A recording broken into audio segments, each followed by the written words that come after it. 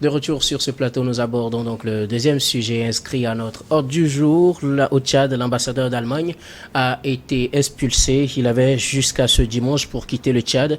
Le gouvernement tchadien a prié vendredi l'ambassadeur d'Allemagne, Jean-Christian Gordon Kirkre, de quitter le territoire dans un délai de 48 heures pour attitude discourtoise et non-respect des usages diplomatiques. L'ambassadeur au Tchad, il est ambassadeur au Tchad depuis 2021. Le voilà prié de quitter le pays dans 48 heures. Germain, vos premières réactions?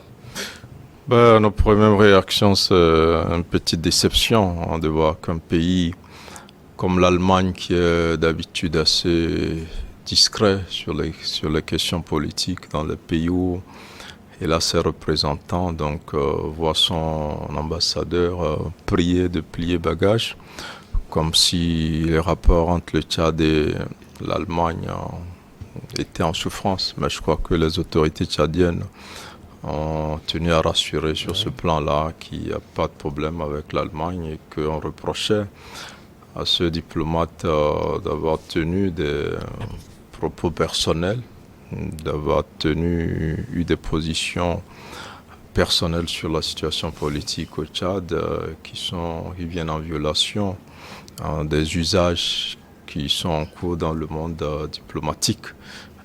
Cet ambassadeur, on lui reprocherait entre autres, selon certains proches du gouvernement tchadien, de s'être prononcé sur les élections, la façon dont ces élections sont organisées et surtout sur la possibilité qui a été donnée au maréchal Déby d'être candidat à la prochaine présidentielle. Donc je pense que sans plus de détails, le gouvernement a donné 48 heures à ce diplomate pour quitter. Est-ce que cette prise de position est aussi grave pour demander le départ d'un ambassadeur, étant donné que dans ce domaine, la règle de réciprocité est appliquée. Et quand vous demandez à un ambassadeur de partir, c'est que vous vous apprêtez aussi à recevoir votre ambassadeur qui est en Allemagne. Et donc, pour moi, c'est quand même une décision assez grave. Est-ce que cette position personnelle entame vraiment les relations entre le Tchad et l'Allemagne? Je ne pense pas. Après plusieurs appels à l'ordre, comme ça a été son cas, vous estimez qu'on n'aurait pas pu aller jusque-là? Bon, maintenant, s'il y a plusieurs appels à l'ordre, surtout qu'il est en poste il n'y a pas très longtemps, à peine 2 ans, 3 ans, donc c'est peut-être dire qu'il se donne un peu trop de liberté. Bon, on attendra la réaction de Berlin.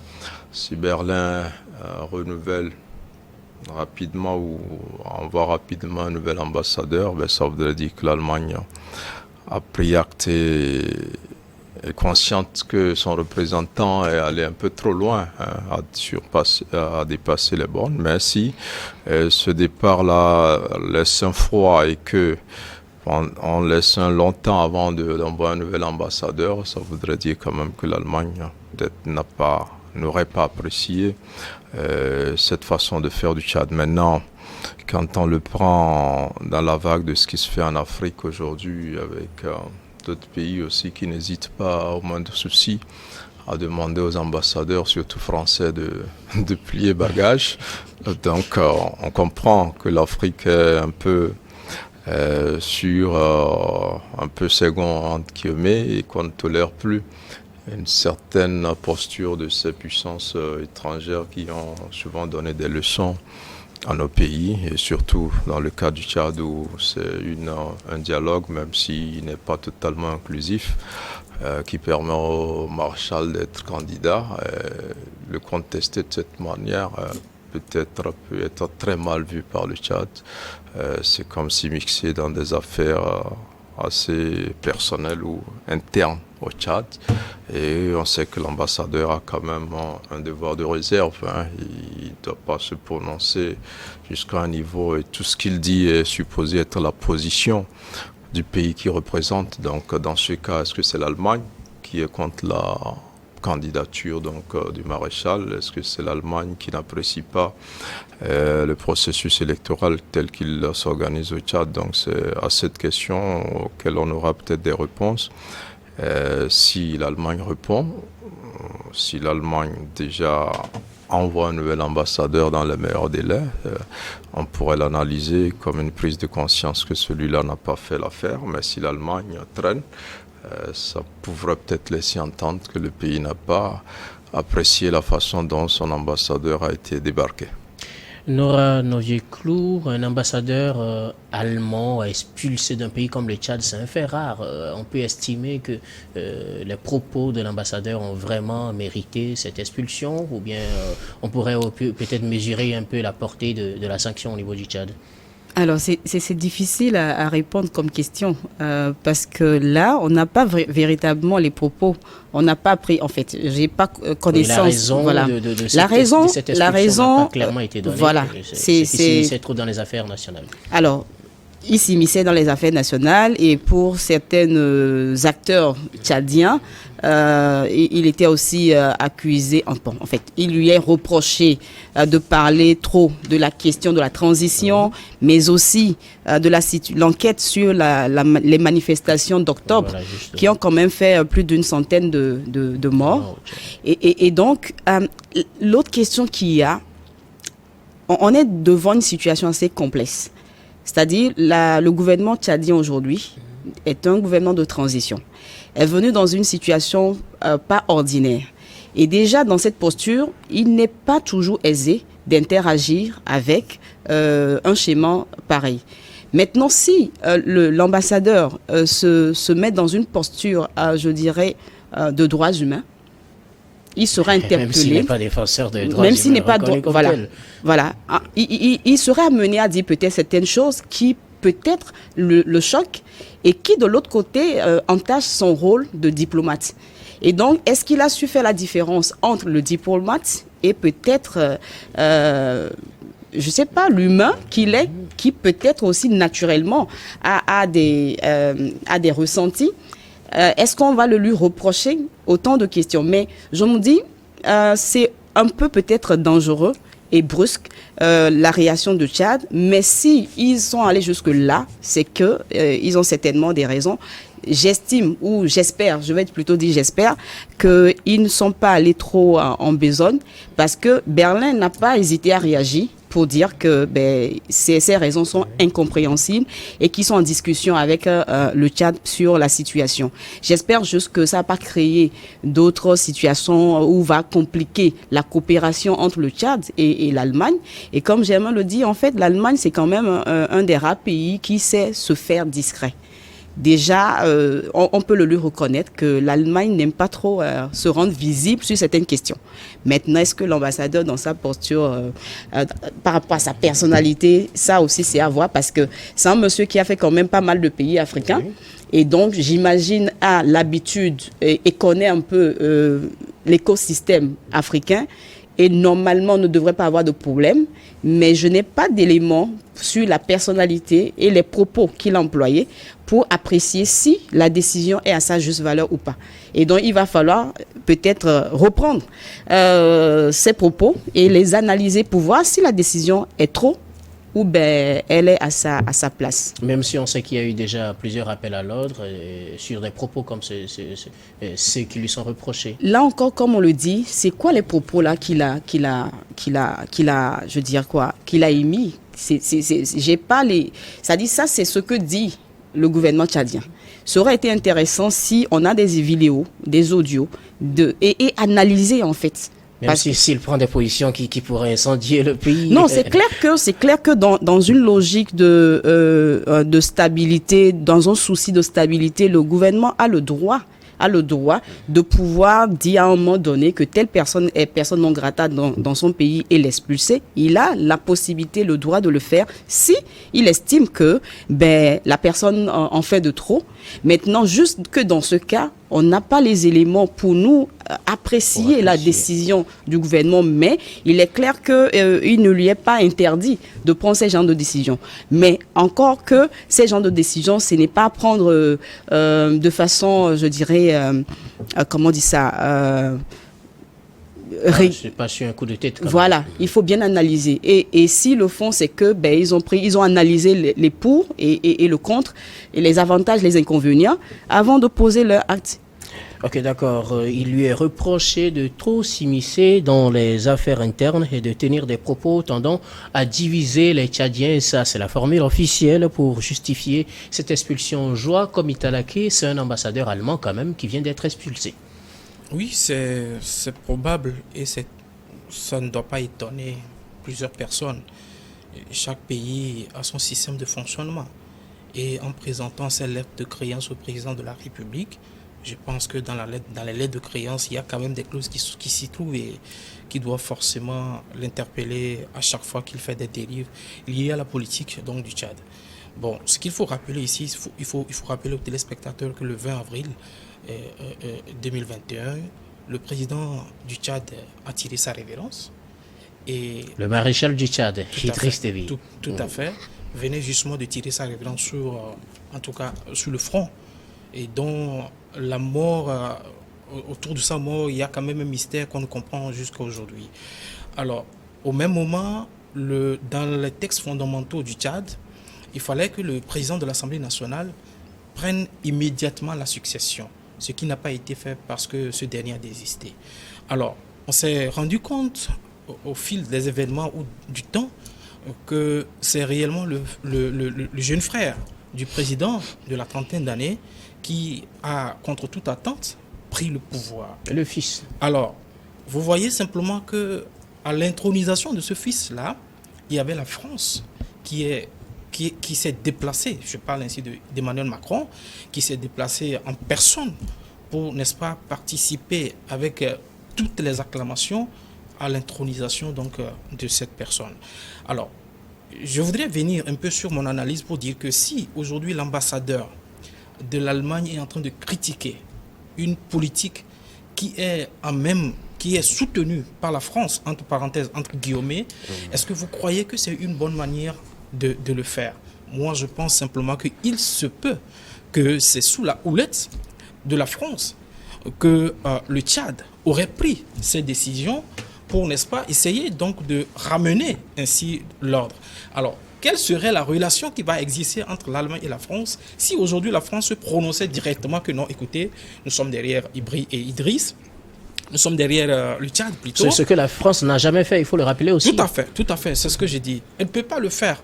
Je donne des soupçons. Je donne des soupçons pour dire que peut-être, on ne sait jamais, il se peut que c'est la France qui soit derrière ces actions parce que la France soutient le Tchad. Il ne faut pas qu'on l'ignore. Et donc, un ambassadeur qui critique le régime soutenu par la France, vous comprenez que c'est une puissance contre une puissance. Et aujourd'hui, les faits le révèlent et il faut avoir un peu de clairvoyance pour comprendre que c'est une triste réalité qu'on essaie simplement de nous cacher. Et si je reste dans votre logique, est-ce que le Tchad se met ainsi à dos l'Union européenne quand on sait que l'Allemagne aussi fait partie des géants de l'Union européenne, même si à côté il y a d'autres pays comme la France dont vous venez de parler? Non, dans chaque assemblée, dans chaque parti, dans chaque institution, il y a quand même la majorité. Si aujourd'hui l'Allemagne peut faire partie de l'Union européenne, elle seule ne constitue pas l'Union européenne. Et donc, si l'Allemagne le Tchad tourne dos à l'Allemagne, cela ne veut pas dire forcément que le Tchad a tourné dos à l'Union européenne. Et donc, elle a pris qu'une décision. Le Tchad a pris une décision et donc ça ne concerne qu'un pays de l'Union européenne. Et je ne pense pas que les autres pays concernés au sein de l'Union européenne, qui a aussi leur représentation sur le sol tchadien, puissent avoir des soucis. Alors, nous parlions tout à l'heure des relations de l'Allemagne qui est reconnue pour sa discrétion en matière d'ingérence, en matière de gestion au niveau des pays africains, ce qu'on ne pourrait pas dire pour certains pays européens. Aurait-on aujourd'hui la même analyse s'il s'agissait d'un autre pays européen, à l'instar de la France, par exemple, Germain? Ouais, mais comme je l'ai dit, c'est la tendance de demander aux ambassadeurs français de quitter le pays. Alors quand c'est l'Allemagne, c'est un peu surprenant. Maintenant, les autorités tchadiennes disent l'avoir appelé à l'ordre à plusieurs reprises. On ne sait pas dans quelles circonstances. Et apparemment, l'Allemagne ne reconnaît pas les incartades de son diplomate. Après aussi, vous savez, les Allemands, ils ont un langage de vérité aussi qui blesse parce qu'ils ne sont pas très diplomates. On a vu un peu par le passé ici au Togo où les Allemands étaient ceux-là qui étaient pour le maintien de la suspension de la coopération parce qu'ils avaient des critères assez calés et il n'y avait pas à discuter. Mais après, quand ils sont revenus à la coopération, aujourd'hui c'est l'un des meilleurs partenaires du Togo en termes de coopération. Ils le font de façon assez totale et donc avec un soutien assez important. Donc voilà, ça c'est une qualité allemande. Ils sont pas très politiques, ils sont pas très diplomates. Et donc, ils disent parfois les choses telles qu'ils les ressentent. Peut-être ça n'a pas plu aux autorités tchadiennes. Et donc, on attend de voir la réaction de Berlin. Si tant est que Berlin est derrière son ambassadeur, ça voudra dire que ce feuilleton-là ne va pas s'arrêter là et que le Tchad devrait trouver une solution pour améliorer ses relations avec l'Allemagne. Vous savez que ce pays est un poids lourd dans l'Union européenne. C'est vrai, on cite la France et l'Allemagne, mais je crois que le pilier même, c'est l'Allemagne. C'est la première puissance en Europe. C'est le pays qui contribue le plus. C'est le pays qui pèse aussi assez donc dans les décisions de l'Union européenne. Et quand on sait que dans nos pays, malheureusement, dans certains pays, on compte sur l'Union européenne pour financer les élections, c'est normal que la plus grande puissance de cette union se prononce sur la façon dont cette élection se déroule. Maintenant, excusez-moi, sur la candidature du maréchal, s'il l'a fait, peut-être qu'il est allé trop loin. Ça, c'est pas le rôle d'un ambassadeur de le dire, surtout que quand un ambassadeur parle, on a le sentiment que c'est la position de son pays. Alors, le Tchad estime qu'il a pris des positions personnelles qui ne sont pas celles de son pays et pour cette raison a demandé son départ et souhaite d'ailleurs que l'Allemagne envoie très rapidement un autre ambassadeur.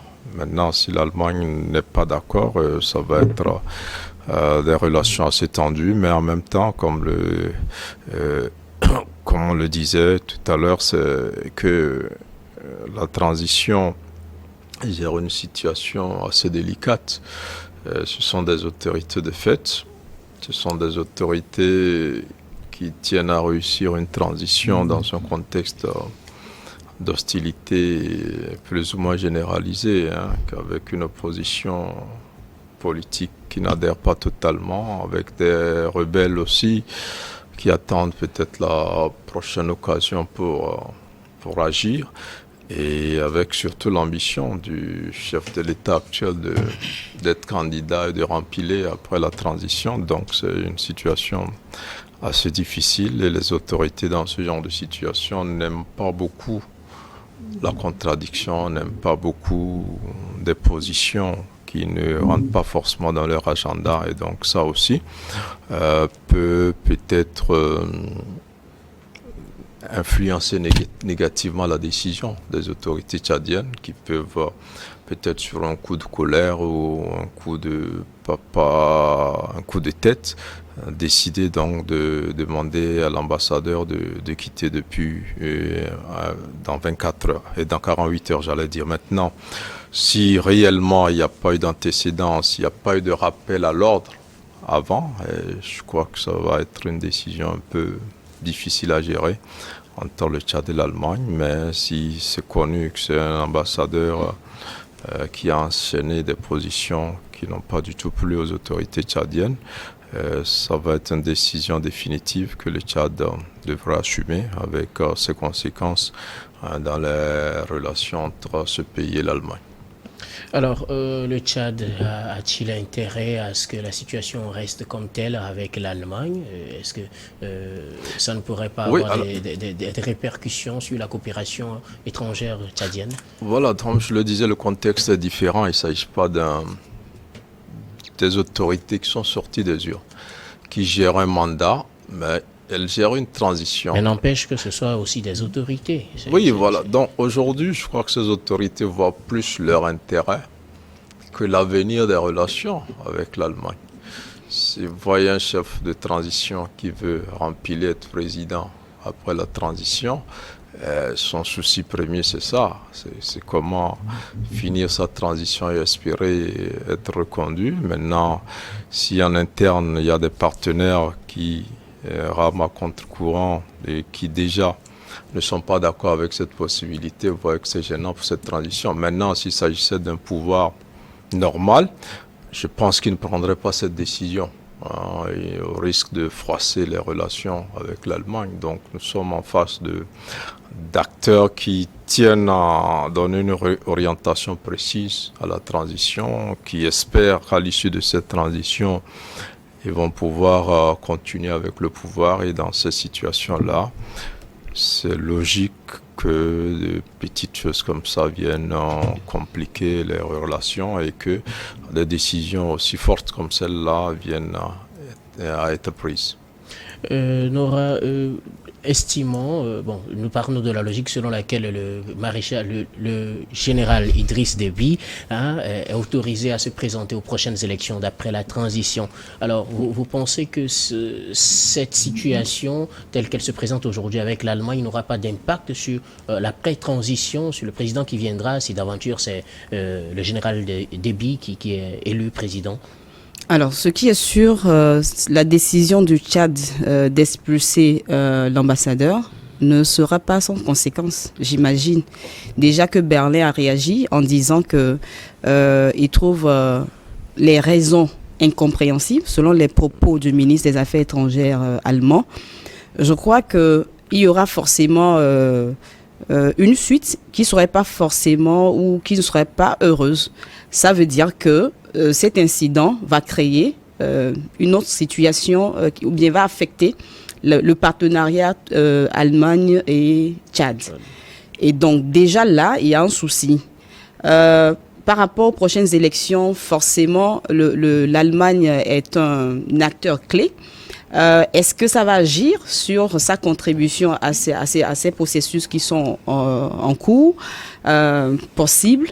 Est-ce que le prochain ou le futur président qui sortira de ces élections, que ce soit celui de la transition ou une autre personne, est-ce qu'il va devoir gérer le reliquat de cet incident si c'est pas réglé avant, forcément? Il doit devoir faire face à cette situation si elle n'est pas réglée avant. Donc ça veut dire que le Tchad a intérêt, en fait, le Tchad et l'Allemagne, les deux ont intérêt à pouvoir trouver quand même, ramener un peu la collaboration au beau-fils avant les prochaines élections. Sinon, forcément, dans une logique de rapport de force, dans une logique de partenariat, forcément, il va devoir y avoir quelques conséquences à assumer de part et d'autre. Maintenant, le tout est dans la diplomatie avec laquelle les deux vont gérer cette situation qui, à mon avis, peut-être pouvait être gérée autrement si tant est que parce que là, on parle on fait des suppositions. C'est ce qui me dérange un peu parce que on n'a pas réellement vraiment les propos. D'accord, on sait, on a dit, il a tenu telle position. Mais réellement, est-ce que cette position qu'il a tenue, l'ambassadeur, nécessitait une expulsion? Ça, on ne saurait pas le dire aujourd'hui, mais on constate. Si ces propos nécessitaient une expulsion, vous pensez que la position de l'Allemagne sera différente? Si ces propos nécessitaient cette expulsion, je me dis que l'Allemagne, naturellement, va reconnaître que son élément a gaffé, entre guillemets. Vous pensez?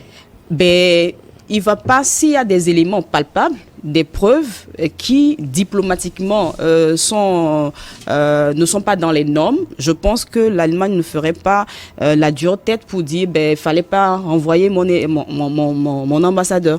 Donc là, il y aura pas de souci. Mais si c'est le contraire, c'est là qu'il y aura un petit souci. Et donc, le tout sera dans comment Berlin aussi va réagir dans les heures à venir ou dans les jours à venir sur la situation de l'ambassadeur Jean-Christian. Jean Komitalaké, que dire de l'avenir des relations entre l'Allemagne et le Tchad quand on sait que le Tchad est en phase de transition et que très bientôt, bien dans quelques mois, on aura des élections qui vont conduire à avoir un autre président ou à reconduire le général Déby à la tête du Tchad? Non, je pense que ce qui se passe au Tchad n'est pas un fait nouveau sous le soleil. Et ici, il faut rappeler que c'est le rôle maintenant de la diplomatie, le rôle maintenant des personnes. Parce que vous savez, l'Allemagne n'a pas que son ambassadeur sur le sol tchadien. Il y a des hommes d'affaires, des économistes, des personnes qui font rentrer de l'argent au Tchad, qui font aussi sortir de l'argent au Tchad. Et donc, cette décision...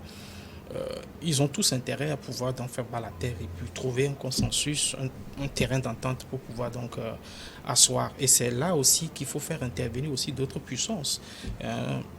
Si ça ne va pas, il faut interpeller la CEDEAO. Je parle de la CEDEAO, je parle de l'Union africaine plutôt. Je parle aussi de l'Union européenne. Je parle aussi d'autres puissances qui pourront intervenir pour pouvoir. Mais jusqu'ici, je pense que la crise ne dépasse pas le Tchad et l'Allemagne. Ils vont forcément faire bas la terre et puis trouver un terrain d'entente. Alors, je viens à vous, Germain. Une dernière question pour terminer. Que dire de l'avenir des relations entre le Tchad et l'Allemagne? Ouais, comme l'a dit Joa, je pense que il y a des intérêts plus énormes que la personne, l'ambassadeur. Surtout que le Tchad a... Mais l'ambassadeur représente tout un État. Oui, mais comme je l'ai dit, le Tchad a dit que ça n'entache pas les relations avec l'Allemagne. C'est-à-dire qu'il pense qu'il s'agit d'une faute personnelle de l'ambassadeur. Ce n'est pas la position de l'Allemagne. C'est ce que le Tchad explique. Dans le Tchad garde bon espoir que très rapidement l'Allemagne va envoyer un nouvel ambassadeur. Mais ce qui n'est pas évident si l'Allemagne estime que la décision n'est pas fondée, vous allez voir que pendant longtemps ça va être un chargé d'affaires qui va s'occuper de cette ambassade là-bas. Ils ne vont pas envoyer un ambassadeur.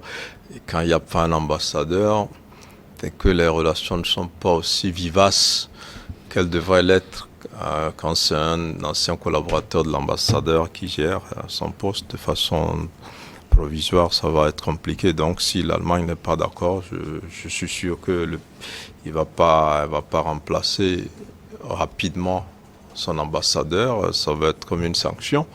Et ça ne permettra pas non plus au Tchad d'envoyer un ambassadeur en Allemagne, parce que pendant que l'ambassadeur allemand plie bagage, l'ambassadeur tchadien en Allemagne aussi va plier bagage. Donc ça fragilise aussi le Tchad, qui n'aura pas d'ambassadeur en Allemagne. Et l'Allemagne exprès ne va pas vite remplacer aussi son ambassadeur. Donc, pour le moment, l'ambassadeur du Tchad en Allemagne n'a pas encore été rappelé. Oui, mais il y a la règle de réciprocité. Quand vous chassez un ambassadeur, il faut s'attendre à la réaction, même si l'autre pays ne réagit pas. C'est le cas pour le moment. Non, il est obligé. Ce sont les usages. C'est-à-dire que quand les États-Unis s'amusent, par exemple, à chasser des diplomates russes, ce qu'ils oublient de dire, c'est que les Russes chassent le même nombre de diplomates américains de leur territoire. C'est une règle. Et on n'a pas besoin de dire aux Allemands de renvoyer l'ambassadeur du Tchad au Tchad. Il va rentrer. Je pense que là encore, ça dépend de si l'accusation est fondée ou pas. Non, c'est automatique. C'est-à-dire que quand vous demandez à un diplomate, c'est un diplomate du même rang aussi que l'autre pays vous renvoie chez vous.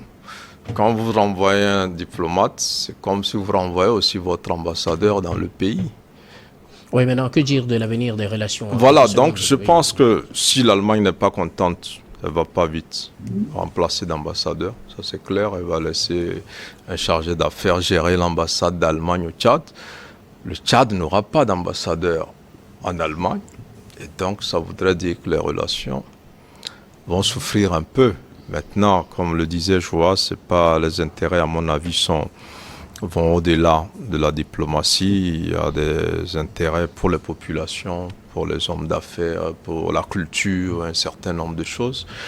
Il y a donc la coopération multiforme et je ne crois pas que cet incident-là va tout chambouler. C'est vrai que c'est un coup que l'Allemagne reçoit, mais on espère que l'Allemagne va vite passer l'éponge et que, comme nous sommes dans une situation transitoire, que les choses vont s'arranger dans le meilleur délai.